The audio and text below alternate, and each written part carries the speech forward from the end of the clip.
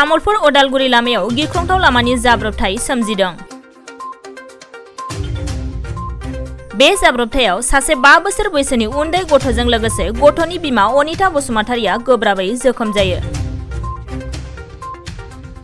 मोनथिना मोननाय बायदिब्ला इउएन एकाडेमि फरायसालिनिफ्राय गथ'खौ लानानै साइकेलजों न' फारसे फैबाय थानाय समावनो सौरागुरि लामायाव AS14L 9558 नम्बरनि गोब्राबै खारबोनाय गंसे मटर साइकेला उन फारसेनिफ्राय सौख्रांफैनायनि जाहोनाव बिमा फिसा सानैबो गोब्राब जोखोम जायो।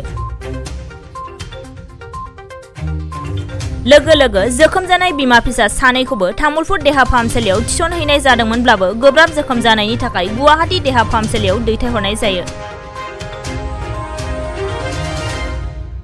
মানে আমি ইনফরমেশন এটা পালো যে কি আপনার মটকা চকৰ পৰা সিফালে কুচুবাৰী ৰাস্তাত এই মাইকী এজনীয়ে তাৰ সৰু বাচ্চা 5 বছৰীয়া ছোৱালী এজনী স্কুলত লৈ গৈ আহি আছিলে।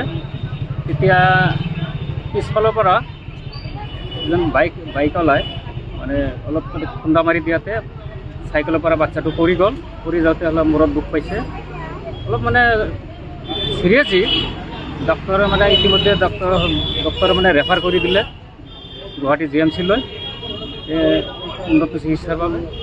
জাষ্ট এইখিনিয়ে আৰু আমি যিটো ট্ৰিটমেণ্ট পালোঁ।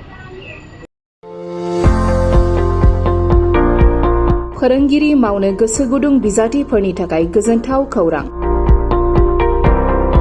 क'क्राझार जिल्लानि काजिगाव गुरुदामाव थानाय JKB एकाडेमियाव जारिमिन एबा हिस्ट्रि आयदानि थाखाय सासे आयदा फोरोंगिरिनि गोनांथि जादों।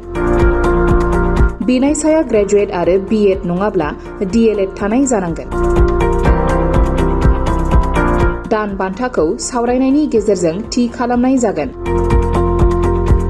बेनिखायनो गोसो गुदुं बिजाथिफोरा सोलिफु जुन दाननि फैगौ 11 अक्ट'नि गेजेराव गाव गावनि सोलोंथाइनि रोंगौथि फोरमान बिलाइफोरजों लोगोसे आर'ज बिलाइखौ स्क्रिनाव होनाय थंआव गथायनो हागोन।